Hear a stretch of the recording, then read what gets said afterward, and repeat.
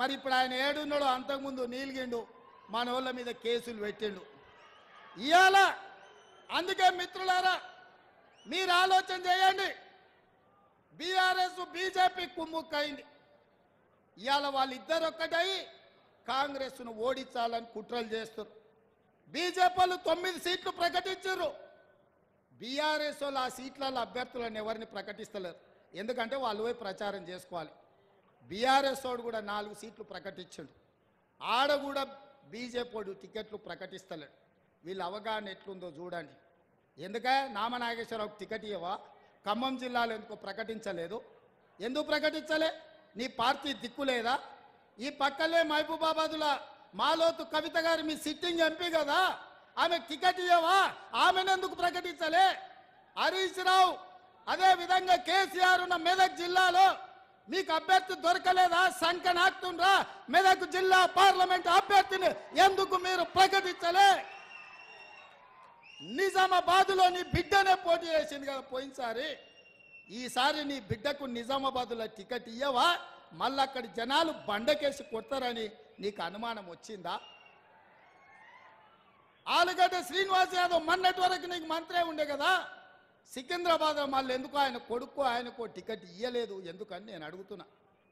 అంటే ఇవాళ కలిసి కనిపిస్తే తెలంగాణ ప్రజలు చెప్పుతో కొడతారని చీకట్ల ఒప్పందం చేసుకొని ఒకడు అలాయి బలాయి చేసుకొని మోడీ కేడీ కలిసి కాంగ్రెస్ పార్టీ మీద కుట్ర చేస్తారు.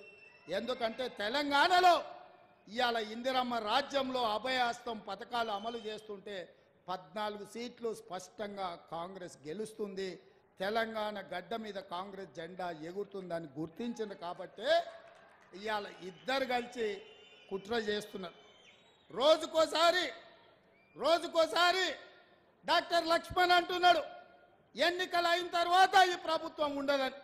నేను అడగదలుచుకున్న డాక్టర్ లక్ష్మణ్, అయ్యా నీ దగ్గర ఉన్నది 8 ప్రభుత్వాన్ని ఎట్లా ఏర్పాటు చేస్తావు చెప్పని నేను అడుగుతున్నా.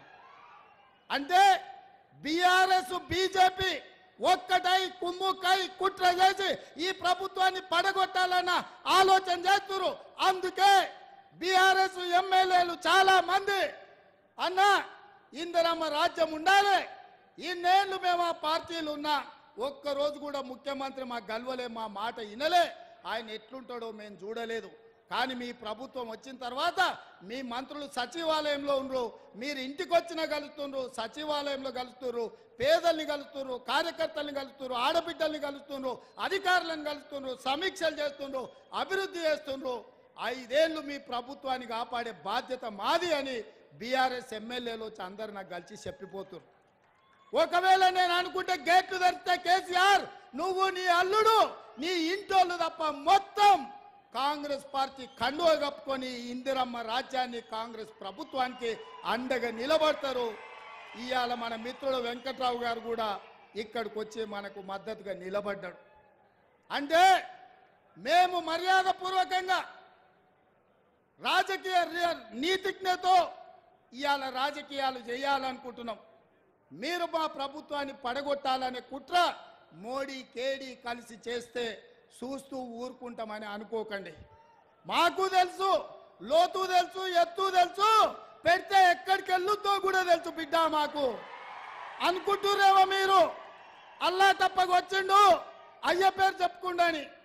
బిడ్డ నల్లమల నుంచి తొక్కుకుంట ప్రగతి భవన్లో బద్దలు కొట్టి నిన్ను బజార్లోకి ఇడిచి ఇందిరమ్మ రాజ్యం కాంగ్రెస్ ప్రభుత్వాన్ని తీసుకొచ్చినాం. అందుకే చివరిగా ఒక్క మాట చెప్పదలుచుకున్నా, మాతో గోక్కోవద్దు బిడ్డ, గోక్కున్నోడు ఎవడు బాగుపడాలి. చాలా మంది ఇట్లే అనుకున్నారు, ఎన్నికల కంటే ముందు కాంగ్రెస్ ఏడుందని అన్నారు. ఇలా సన్నాసులకు చెప్తున్న మనుగూరు వచ్చి చూడు కాంగ్రెస్ ఏడుందో చెప్తారు. ఈ వేదిక మీద చూడుని, గా కింద మా కార్యకర్తల్ని చూడుని. మా కార్యకర్తల సప్పులకు మీ గుండెలు పగిలి సావాలి బిడ్డ. అందుకే మిత్రులారా